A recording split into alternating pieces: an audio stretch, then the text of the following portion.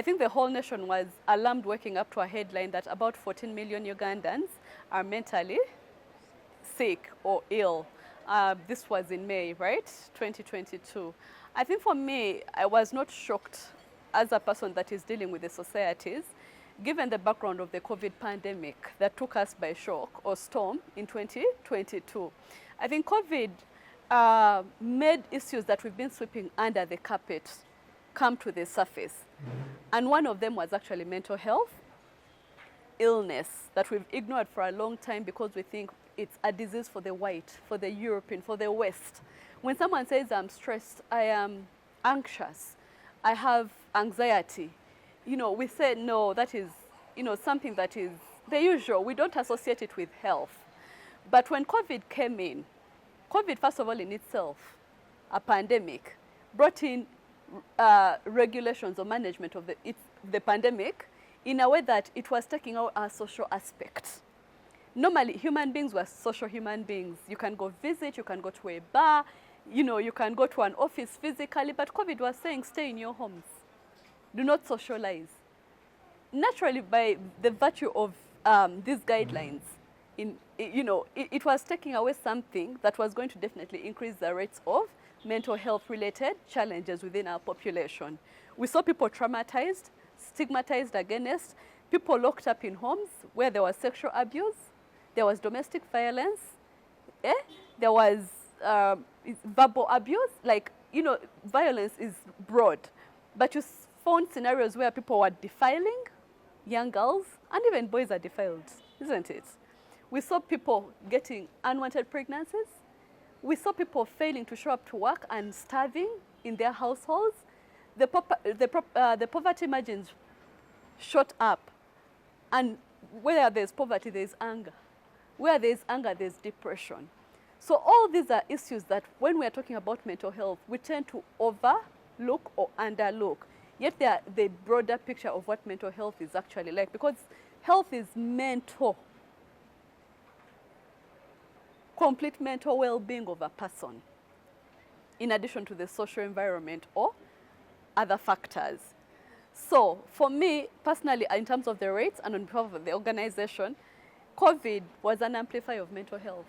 And I'm not shocked that somebody had to come up and make this a news headline. Maybe it was a way for us to start actually probing more into what mental health looks like as a country and why it's important to actually talk about it and prioritize it.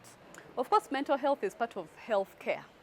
I think for us, the first step we've done, first of all, at an institution level, before even we go out, is within our health packages, staff have been encouraged to actually seek for counseling services. And that is a huge step because we recognize that you cannot give from an empty cup. So we've institutionalized counseling and psychiatric help as part of health care. But broadly, as a human rights organization that is dealing with health awareness and promotion, we've been part of the follow-up, you know, of laws and policies that relate to mental health care. And one of them has been the Mental Health Act that, you know, was repealed. Previously, we had a 1964, but now we have a, is it 2019 Act. Now, what SEHAD and other organizations have been doing is we review these policies.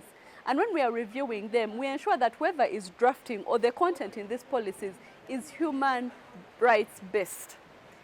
Because when you look at the previous laws, when you talk about mental health, you're looked at as a lunatic, an insane person. The naming, the stigmatization, the language was not friendly to persons with such impairments. So we as civil society try to make sure that the language is friendly when they are framing the current Mental Health Act to ensure that it does not stigmatize, it's not discriminatory, but it recognizes patients' rights in whatever state that they are in, to ensure that these facilities know that these are human beings with rights that should be appreciated and respected. Thank you so much. I think that's a very important issue because schools are raising generations of tomorrow.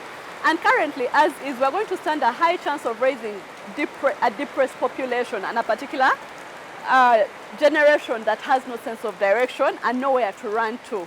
So I think as a way forward as a country, as civil society, as ministries, well, we're talking about psychosocial support, psychiatric issues, mental health illness.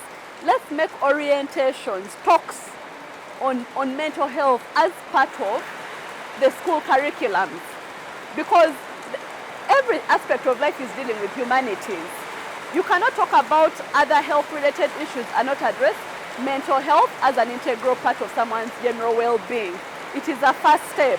So in the institutions of learning, I encourage school heads or leads to ensure that, first of all, they create awareness and knowledge information giving. Because most times people will not know their rights unless they are aware about these rights.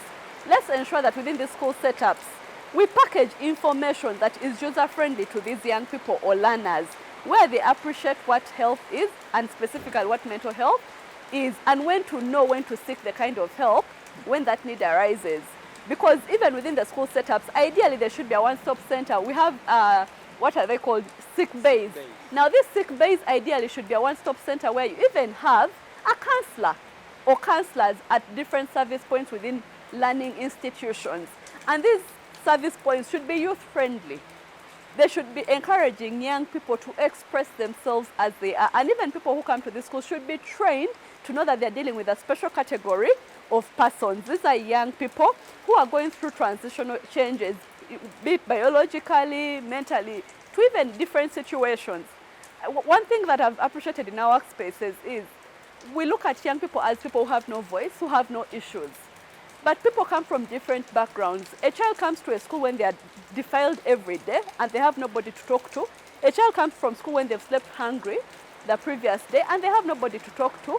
A child comes from school when they are like a house help within their homestead and they have nobody to talk to. A child can not even talk to somebody who is harassing them within the school facility, because most times the leads or teachers are the ones again who are violating these young people. All these are components of mental health. Let's create youth-friendly services within learning environments. Let's make sure that we are intentional. Ministry of Education, Ministry of Gender, Labour and Social Development, Ministry of Health come up together to ensure that they bring out curriculums or package information that is easily read and appreciated by our young learners, but also our teachers that are giving this educational services, to appreciate that humanities or the science of humanities stretches beyond the academic curriculum that we are currently streamlining. Yeah. You're welcome. And maybe finally, let's make use of the media.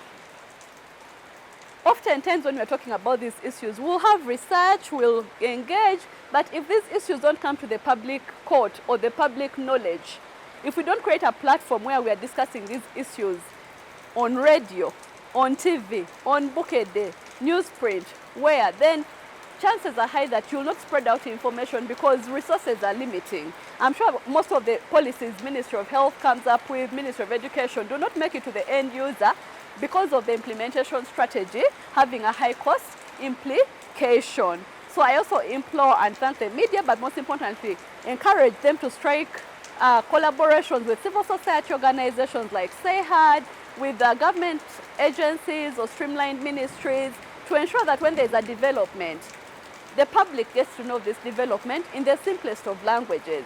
Right now we've been talking about the Public Health Act of 2019, but how many know it's in existence? How many know that an act can only be operationalized when there are regulations? Now that's where civil society like SEHAD comes in to say, let's engage with members of parliament and different ministries to ensure that we have regulations developed to operationalize